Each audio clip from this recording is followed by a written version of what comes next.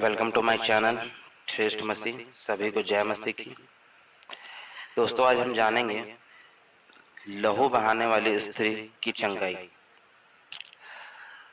पवित्र बाइबल के अनुसार हम किन किन वजह से परमेश्वर से दूर हटते हैं। हालांकि आज हम दो विषयों पर चर्चा करेंगे, क्योंकि ये दोनों विषय मेरे विचार में बहुत महत्वपूर्ण हैं।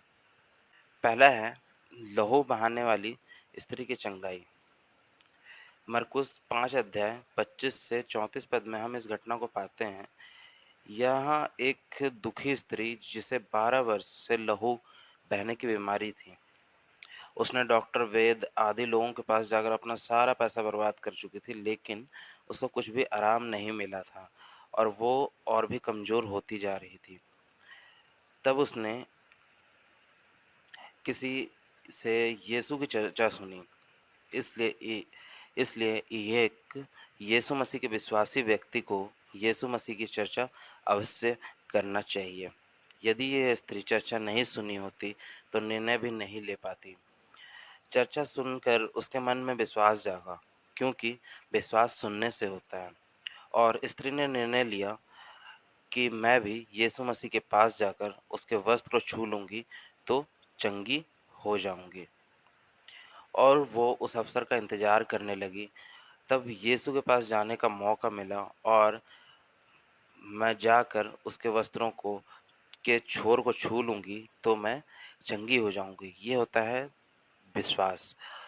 ऐसा वो लगातार कहा करती थी कि यदि मैं उसके वस्त्र को छू लूंगी तो चंगी हो जाऊंगी। एक दिन वो अवसर आ गया।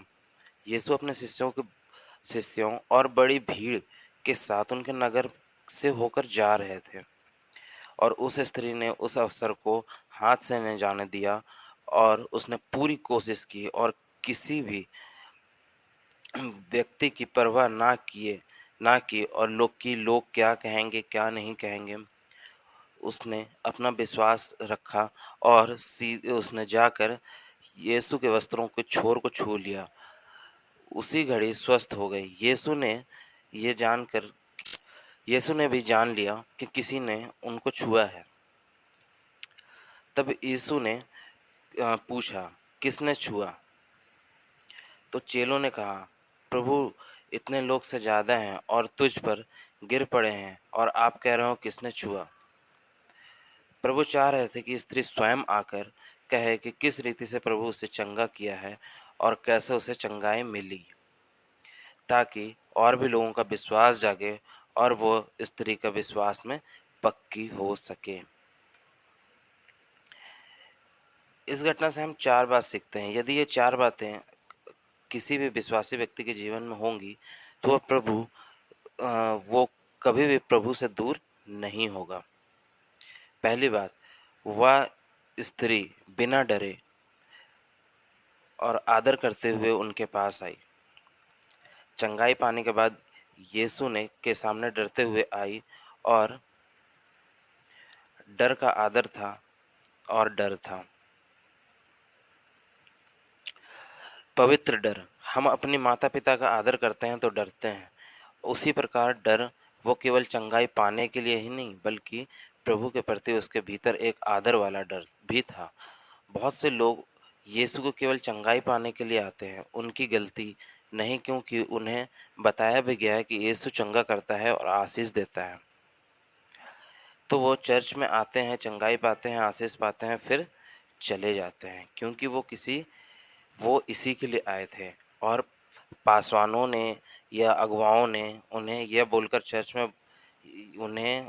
बोलकर चर्च में बुलाया भी था। दूसरी बात, वह स्त्री यीशु के पांव में गिर गई। यह संपन्न को दिखता है।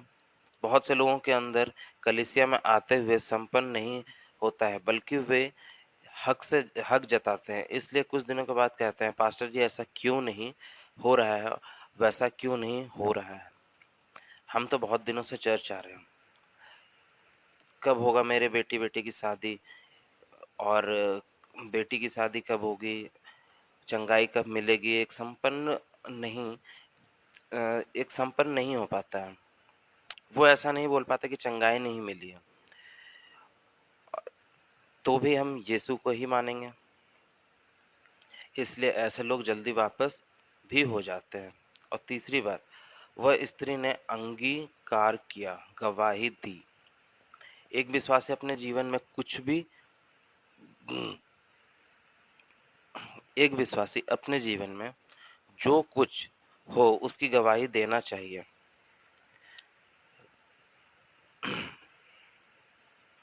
एक विश्वासी अपने जीवन में जो कुछ हो उसकी गवाही देनी चाहिए।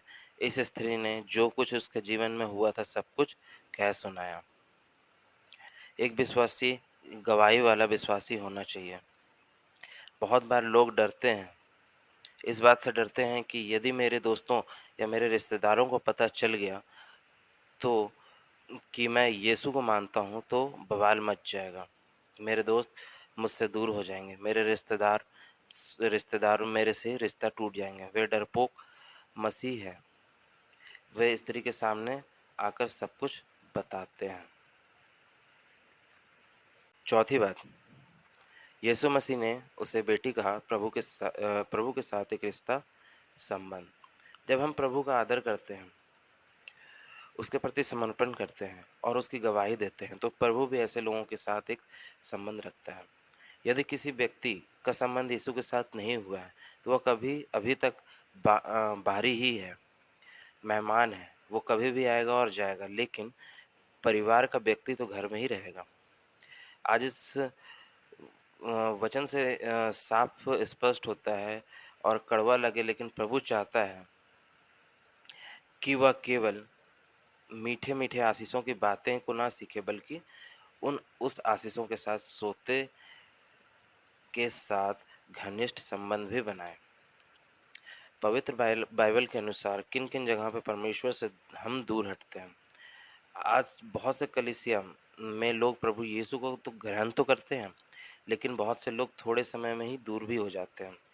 उसका कुछ मुख्य कारण है। पहला कारण है, वे लोग प्रभु यीशु के साथ उनका गहरा संबंध नहीं बना पाते हैं। इब्रानियों 12 एक अध्याय 1 से 2 पद में लिखा गया है, कहता है, इस कारण जब भी गवाहों का ऐसा एक बड़ा बादल है हमको घेरे हुए हैं तो आओ हर एक रोकने वाली वस्तु और उलझाने वाले पाप को दूर करके वह दौड़ में जिसमें दौड़ना है धीरज से दौड़े और विश्वास के कर्ता और सिद्ध करने वाले यीशु की ओर ताकते रहें, जिसने उस आनंद के लिए उसे आगे धरा था, लज्जा की चिंता ना करके क्रूस का दुख सहा और सिंहासन पर परमेश्वर की दाहिनी ओर जा बैठा। कहने का मतलब है उन्होंने अपनी निगाहें प्रभु यीशु से हटा ली। दूसरा कारण है, वे लोग भौतिक आशीषों के पीछे ही लग रहे हैं और अनंत काल के आशीषों के विषय में विचार ही नहीं करते हैं। इसलिए हम हिवाए नहीं छोड़ते। यद्यपि हमारा बाहरी मनुष्य तत्व नाश भी होता है, तो भी हमारा भीतरी मनुष्य तत्व दिन प्रतिदिन नया होता है, क्योंकि हमारा पल भर हल्का सा कलेश हमारे लिए बहुत महत्वपूर्ण और अनंत महिमा उत्पन्न करता है। और जैसे कि 2 कुरिन्थियों 4 अध्याय 16 से 18 पद में लिखा है, और हम तो देखी हुई वस्तुओं को नहीं परंतु अनदेखी वस्तुओं को देखते रहते हैं, क्योंकि देखी हुई वस्तुएं थोड़े ही दिन की हैं परंतु अनदेखी वस्तुएं सदा बनी रहती हैं। ये परमेश्वर का वचन था। हालेलुया। अगर आपको ये चीज़ समझ में, अगर आज का वचन, अगर आप आज का पाठ और आज का वचन आपको अच्छा लगा हो तो प्लीज़ लाइक एंड सब्सक्राइब।